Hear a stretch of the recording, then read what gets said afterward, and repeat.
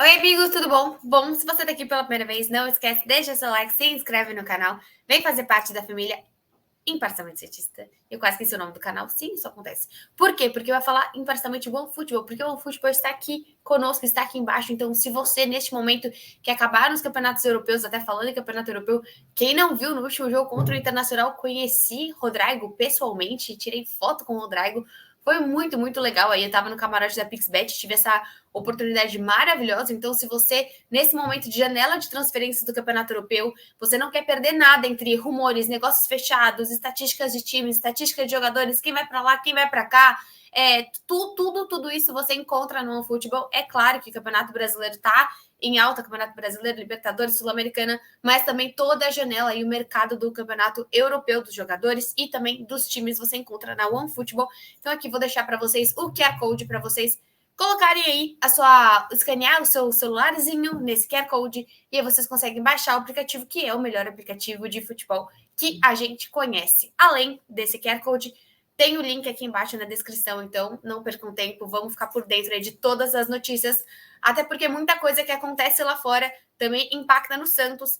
E eu acho que assim, para começar esse Isabel Informa pré-jogo que vocês conhecem já bastante aqui no canal, vamos falar sobre uma notícia interessante que o Diário do Peixe acabou de colocar, né? Não sei se exatamente acabou de colocar, mas sobre novelas e transações e questões santistas em termos de contrato, né? Tô até agora falando aí de contratos do mercado europeu, de contratos aí nessa janela, mas também existem os contratos ruins que acontecem dentro, né? E o Diário do Peixe fez essa postagem, assim, essa matéria bem interessante aqui, que é até do Giovanni, né? Rescisões de Kleber Reis e Lucas Venuto custaram quase 3 milhões de reais ao Santos. O relatório do Conselho Fiscal sobre o primeiro trimestre revelou que as rescisões dos contratos de Venuto e Kleber Reis custaram quase 2,9, né? Quase 3 milhões de reais. O defensor, né, o Kleber Reis, recebeu quase 2 milhões, e aí, enquanto o Venuto também recebeu simplesmente 1 milhão de reais em 12 parcelas.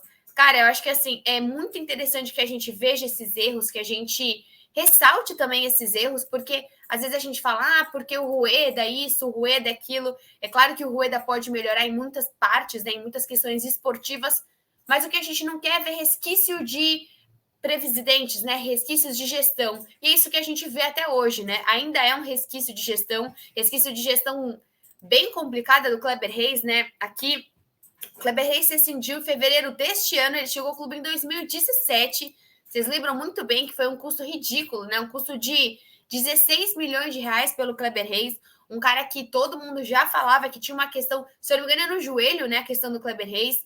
Então, assim, são algumas contratações que o Santos precisa melhorar daqui para frente. A gente vai, pode ser que daqui a 6 meses eu esteja falando, gente, a rescisão do William Maranhão, que foi um dos caras que o Santos efetivamente comprou, vai custar 1 milhão? Pode ser. E pode ser que, de fato, a gente tenha aí um problema na gestão Rueda. A gestão Rueda, ela não vai acertar toda vez, ela não vai trazer os melhores jogadores em todo momento. Mas eu acho legal que a gente coloca também a questão do Venuto, que chega um cara que não joga bem, porém é interessante que, assim, se você olhar no meu canal, eu trouxe alguém do esporte naquela época para conversar sobre o Venuto e a pessoa falava, brincava, né? Exatamente assim: poxa, eu não é um jogador que efetivamente eu levaria para o Santos, não é um jogador que eu vejo tanto talento assim. Então, tem algumas contratações que parece que, mesmo antes delas chegarem, a gente já tem aquele cheirinho, sabe, que talvez não dê certo.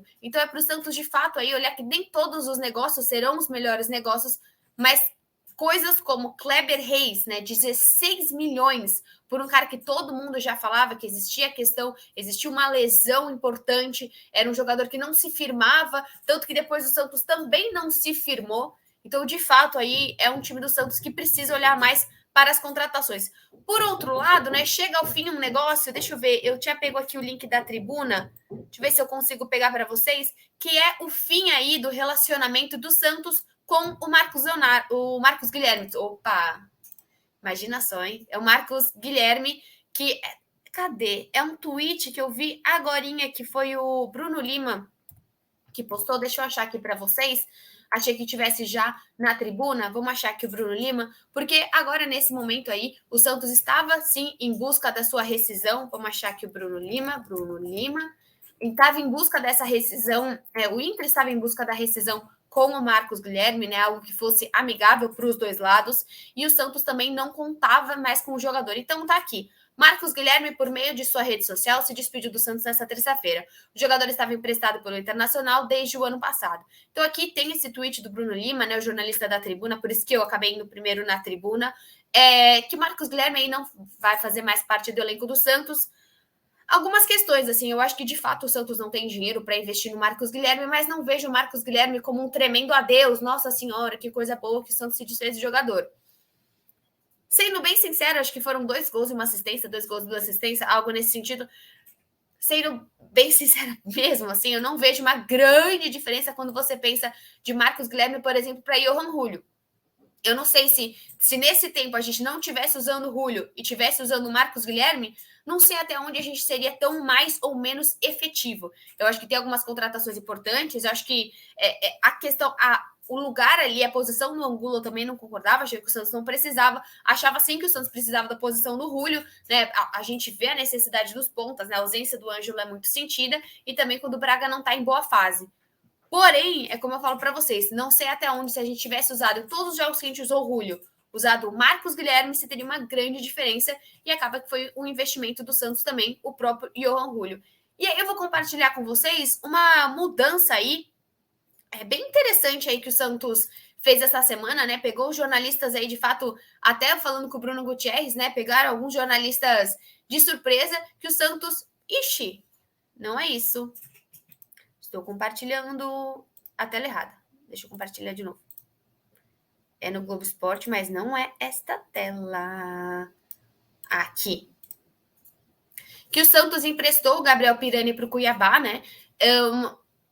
Alguns pontos aqui dentro desse caso, né? O jogador viajou nessa segunda-feira para realizar exames e vai ficar até o fim da temporada no time do Cuiabá. Cara, eu acho que assim, é um atleta de 20 anos, é um Santos querendo dar mais rodagem, né? Como aqui está escrito na matéria do GE. Mas eu não sei até onde eu efetivamente faria isso agora. Sabe, eu acho que é um Santos que vai iniciar uma grande trajetória de 3 competições. A gente também está liberando o Marcos Guilherme nesse momento, que é um cara, mas o Marcos Guilherme não é tão bom assim. Ok, mas quando você vê, eu não sei se está envolvido também a questão, poxa, mas o Bruno Oliveira tá chegando, o Bruno Oliveira tá ganhando mais espaço, tá ficando aí à frente do Gabriel Pirani. Não sei te responder exatamente qual foi o imaginário aí do Santos para isso. Também não sei se foi algo que começou há meses atrás e terminou agora. Eu, sinceramente, não sei se eu pensaria nisso nesse momento. Se você falar para mim que você pensou nisso em janeiro, em fevereiro, antes de começar o brasileiro, eu acho que é um ponto a se pensar. Agora, neste momento que o Santos está um pouquinho antes, né? Esse mês de julho serão meses caóticos, né? O Santos que joga, se eu não me engano, o Santos pega Juventude, aí o Santos pega Bragantino, aí ele pega Corinthians, Tátira, Flamengo, Tátira, Corinthians. Mais ou menos nessa ordem aí, vocês entrem aí no GE, onde vocês quiserem para ver a ordem, mas assim, serão jogos caóticos, serão jogos de extremamente importância para o Santos, serão jogos financeiramente muito importantes para o Santos, né? Então eu vejo o que nesse momento é um Santos que precisa olhar com mais carinho mesmo para os seus atletas, para a sua quantidade de atletas. Não sei. Sinceramente, não sei se eu faria isso neste momento. Como eu falei, acho que o Pirani tem muito a crescer, acho que é um atleta bom, acho que é um atleta que tem qualidades técnicas bem diferenciadas. Não acho que esteja entrando bem, não estou passando pano em nenhum atleta, que vocês sabem que eu passo pano, principalmente quando é menino da Vila, e principalmente quando ele usou já o meu nome aí naquele jogo contra o Palmeiras, mas eu acho que é um jogador promissor, sim, que pode crescer, sim, um time tão organizado como o Cuiabá, acho que é um bom clube para ele, acho que é diferente quando você manda o jogador para um clube de Série C, de Série D, que você não vai conseguir ver essa evolução. Eu não sei se eu faria isso agora, mas o Santos resolveu fazer isso agora, então, que tenha o melhor momento aí de crescimento, para que a gente veja essa evolução no Gabriel Pirani. Bom, acho que agora sim, né? Agora eu vou abrir a matéria certa. Santos evolui fora de casa e tenta encerrar o jejum no Brasileiro. E acho interessante porque, assim, quando você vê os dois lados, né, é um Santos que busca que busca efetivamente ganhar fora de casa pela primeira vez. E o Santos está numa sequência bem chata, assim, de 4 empates e 2 derrotas, uma sequência de 6 jogos sem vitórias.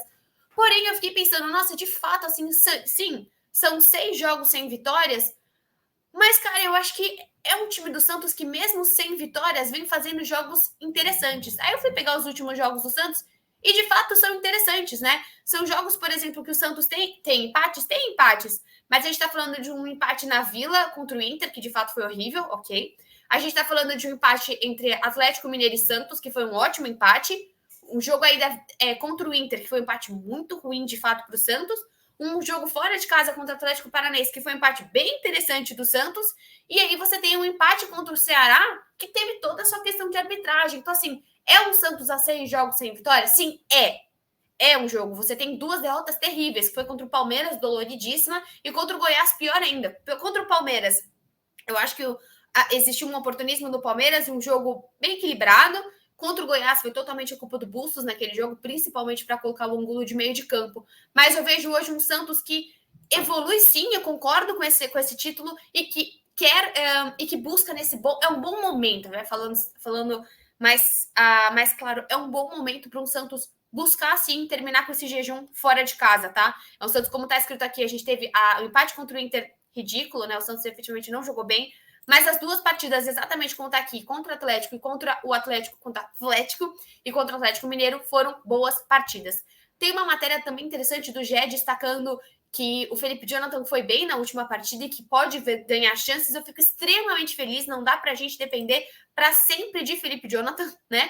Eu acho que assim, o Felipe Jonathan é um cara que, desculpa, não dá pra gente depender para sempre de Lucas Pires. Felipe Jonathan é um jogador importante, é um jogador mais experiente, é um dos jogadores mais experientes que a gente tem no elenco hoje. E eu fico extremamente feliz dele ter jogado bem, assim como o Juan, né? Foram 2 nomes aí que, de fato, o Felipe Jonathan mais no lado defensivo, o Juan totalmente do lado ofensivo, principalmente com a frieza e com a calma que o Juan teve de colocar a bola embaixo do braço e cobrar aquela penalidade absurdamente importante. E é isso que a gente vai ver aí, possivelmente, para esse jogo. Então, para finalizar, vamos fazer um pré-jogo como um pré-jogo deve ser, né? Aqui a matéria do GE falando dos 2 times, um Santos aí que vai jogar hoje, 9h30 da noite. Confesso para vocês que eu odeio o jogo 9h30 da noite, de terça contra o Juventude. Nossa senhora, que dá uma preguiça, né? De efetivamente, se o jogo for ruim ainda, o jogo, nossa senhora, dá aquele soninho. Hoje que tá tipo menos 35 graus aqui em São Paulo, imagina aí em Caxias. Então aí a gente tem as prováveis escalações, né? O Juventude primeiro, o técnico Eduardo Batista. Desfalques, tem apenas 2 desfalques aqui. Uma provável escalação de César, Rodrigo Soares, Vitor Mendes, Rafael Foster, William Matheus, Jadson, Yuri Lima, Chico, Paulo, Vitor Gabriel e Isidro Pita. Interessante. E do lado do Santos aqui, uma provável escalação pelo GE nesse momento é um Santos jogando com João Paulo, Auro, Maicon, Eduardo Bauerman e Felipe Jonathan. Extremamente importante a gente poder contar com o Felipe Jonathan. Nesse momento, a gente tem o Lucas Pires suspenso. Então, aí, mais uma vez, a importância de poder ter um grande elenco. Aí, João Paulo, Auro, Vinícius Anocelo e Johan Julio pendurados. Vinícius Anocelo podendo ficar podendo não jogar contra o Red Bull, mas é mais importante que ele não jogue contra o Red Bull do que ele não jogue contra o Corinthians. Então, não sei se ele vai dar uma de Marcos Leonardo e talvez, eventualmente, querer tomar esse cartão na próxima partida. Mas aí a gente tem esses 3 jogadores pendurados. E aí, voltando para a nossa escalação, João Paulo, Auro, Michael Bauerman e Felipe Jonathan. Auro, por quê? Porque como a gente viu aqui, o Madison continua com a lesão na coxa esquerda. E aí a gente tem Rodrigo Fernandes, Vinícius Anocelo Alessandro, o melhor meio de campo do Brasil, Rua Seco ou Lucas Braga, né? Cara, isso aqui não pode acontecer. Brian Angulo ou Marcos Leonardo, pelo amor de Deus, tem que ser Marcos Leonardo hoje. E o Julio, legal. Prefiro o Lucas Braga do que você ficar pressionando o Rua Seco de ficar jogando do lado errado, né? O Rua Seco é centroavante, então que você entre com o Marcos Leonardo cansou, você coloca o Juan. Acho que esse nome é que nem deveria estar nesse momento, assim, depois da última partida, da melhora que a gente teve nesse time, assim, de fato o Angulo nem deveria entrar hoje. A gente tem o Marcos Leonardo e tem o Juan, que estão sim um nível acima deles. E eu prefiro de fato, beleza, você quer jogar com o Johan Julio na esquerda? Legal. mas o Ângelo precisa entrar hoje. Eu acho que tá longe de ser uma surpresa que o Ângelo precisa entrar no time de hoje. E não sei se você quer jogar com 2 atacantes lá na frente, que você também coloque o Bruno Oliveira, que é um cara que, de fato, tá pedindo passagem e precisa. Ângelo, Marcos Leonardo, Bruno Oliveira, precisam entrar na partida de hoje. Então, acho que isso é nítido para todos os santistas e é o que a gente espera do Bustos nesse jogo tarde, frio que enfrentaremos. Não vou para Caxias. Um beijo, muito amor para todo santista aí que vai para Caxias, porque uau, que friaca que vocês vão enfrentar. E vejo vocês no pós-jogo. Um beijinho.